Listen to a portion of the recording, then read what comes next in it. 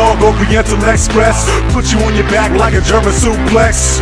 Who's next? Doesn't matter when the best. Tell the truth, just confess, my beer's the best dressed. News and opinions back to back, bringing you WWE and Total Impact. Raw and Smackdown posting pre-show. We got money in the bank. Oh, you didn't know? Welcome back to another installment of Oh, You Didn't Know?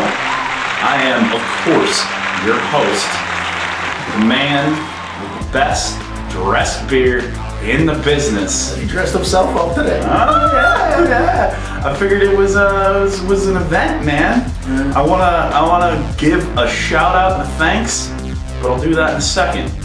We all know the man to my left, my co-host, my partner in crime, the day I become a superhero, my sidekick, the Oriental Express. How we doing? I don't know, doing pretty good. How you been, man? Good. Yeah, how's your week been? Oh yeah, I'm back. You know, man. Did you hear the big news? The big news. It's the big news. What is it?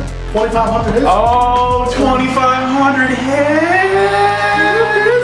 Wait, for that? You're talking about our YouTube show? Yeah. 2,500 people watched our YouTube show last week. Are you fucking kidding me? Yeah, you know, if it's not the whole show, but you know, we got 2,500 hits. That's fucking awesome. 2,500 hits. I would like to say, for all of those of you who watched it, thank you. If the hits get to 9,000, I promise you, this man over here is going to dress up like Goku. I am going to dress up like Vegeta, and we will perform that fateful scene if it becomes over 9,000. So, coming back at you, world of WWE. I want to run down Raw real quick. I didn't watch SmackDown. I'm sorry. I had plans that night. It was my night out. So, anyway. First things first is Daniel Bryan and Randy Orton have been fighting off against each other, doing this champion versus champion thing. I see no point to it. I see no point to it at all. I agree. They're great matches, don't get me wrong, but I see no point in the storyline for it at all. Speaking of no point, I want to talk about the Miz's career. What's going on with that? He had a match against, what was it, John Cena? Yeah, I mean, it was awful. Yeah, I mean, the match was good, don't get me wrong, but I mean, obviously, Miz's career is dwindling. Another person's career that I really don't know what the hell's going on with is King. Why did he come in and interfere with tag matches? During Raw, after the tag match that happened, that everybody knew the champions were going to retain because the other two tag teams were shit.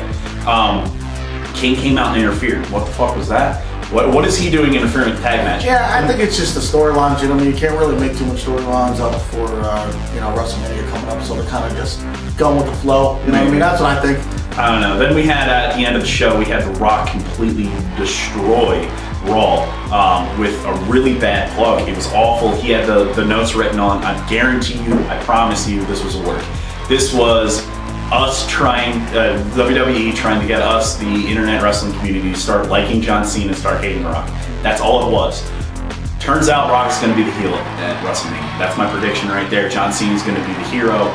John Cena's going to win that match, and Rock is going to be put out to be the heel. And that's what that's leading up to. That's why he destroyed Raw with that awful promo.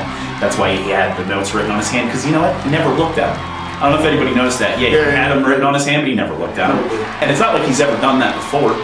When I've watched other promos of him and everything like that, it's not like he makes a habit of writing shit on his hand.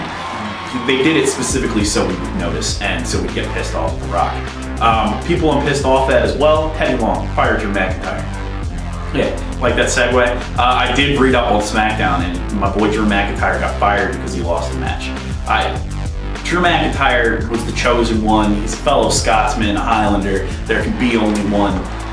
You know, I love Drew McIntyre, and I'm pissed off that he got fired off of SmackDown. And your cell phone's ringing. That's the best ringtone I've ever heard in my life, by the way. It's crime time. One of our fans on Facebook has asked us to weigh in on what we think about the Super Show, Raw Super Show. Now, I kind of liked it at first when Triple H was running the thing, but I realized then, if you follow our Twitter account, you would know that I realized then that, you know, a lot of the mid-card wrestlers aren't going to have a place, like The Miz, Kofi Kingston, Santino Marella, although he's ended up finding a spot. You know, all your mid-card wrestlers are going to have problems because you're going to be able to have Daniel Bryan on both shows, Randy Orton on both shows, Wade Barrett on both shows. Your mid-card wrestlers are going to go by the wayside. And of course, they got their 2 internet shows, and they need to keep a roster up for them. So that's probably why they did it. Honestly, right now, I don't think the super show format needs to make any sense. I don't think it makes any sense. They need to condense it down to 1 show, or they need to go back to an official roster split, one or the other. And the whole idea of the 2 GMs is retarded. It's retarded. And if it ends up being Teddy Long, I might just start strictly watching TNA. And by the way, Chill Mascaras, I am not just a WWE fan. I do like both brands. I know we had that little conversation on Twitter, buddy, but I do have to say I do watch TNA. And no, I don't think everything WWE is golden. I also don't think everything TNA does is golden, which is why I didn't like that. No, definitely, I agree. Not, I mean, they both have their problems. Yeah. Real quick for you though, I want to run down WrestleMania. You got this is what's posted online. Obviously, all these matches are subject to change. Don't take any of this gospel truth, but check back later for new episodes for updates on the road to WrestleMania. You've got Cody Rhodes versus The Big Show for the Intercontinental Championship. What? Yeah. What? I heard about that the other day. What? No. Anyway, sorry. WWE Championship, Jericho versus CM Punk. Okay, I can deal with that one. It's going to be a great match. It is. I don't think Jericho really needs the belt right now, which means he's probably not going to win. And Jericho's probably going to retire afterwards, unfortunately. Really? Yeah. World Heavyweight Championship, got Daniel Bryan versus Sheamus. I really hope Sheamus wins. I hate Sheamus as a face, but I don't like Daniel Bryan as anything. So if Daniel Bryan loses the championship, he's going to get out of the picture for a while. Maybe he can go, do some movies with John Cena. You got a Hell in a Cell match, Undertaker versus Triple H. I usually say this about the Divas match, but I would come all over that match. That match has got me so excited. I'm pissing myself right now. Dude, I hope they end up on top of the cage at some point. It's going to be fucking excellent. Someone's getting thrown off. Oh, God, I hope so. Probably not. They're both they're both like 70. And then you've got finally The Rock versus John Cena, the champ versus the People's Champ. Finally, after 7 years at WrestleMania, what we've been looking for. You already heard me weigh in earlier. The Rock is going to end up being the heel in this match. We're supposed to root for Cena. I'm already saying it right now. After what they did last week, their little promo thing, I think it's actually going to be pretty decent.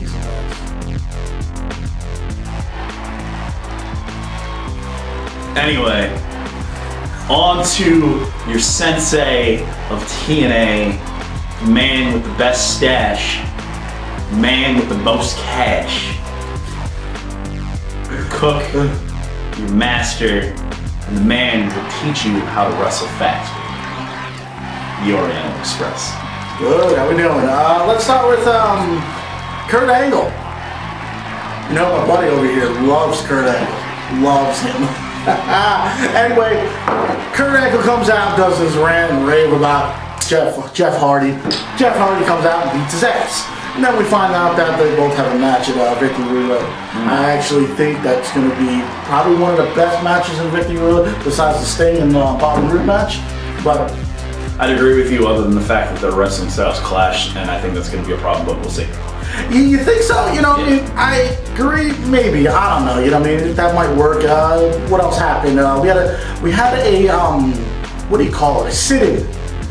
Something like what WWE did, but not a walkout. It was a sit-in.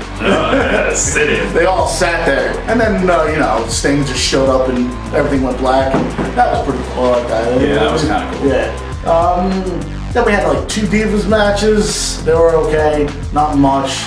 Not much. Let me weigh in on the Divas real quick, because I like the ladies.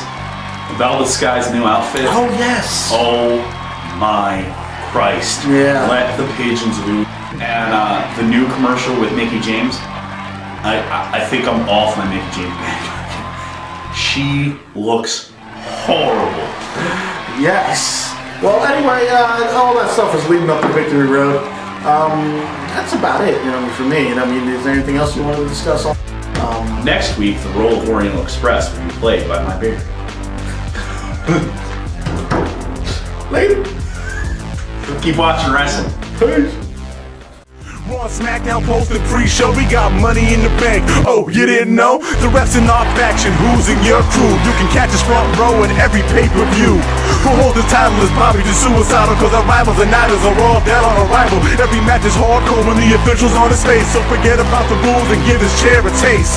Time for the finisher, 2-3, I'm rid of ya. Check out the highlights on my Titantron video. You didn't know? You didn't know? You didn't know? You didn't know? You didn't know? You didn't know? You didn't know? You didn't know?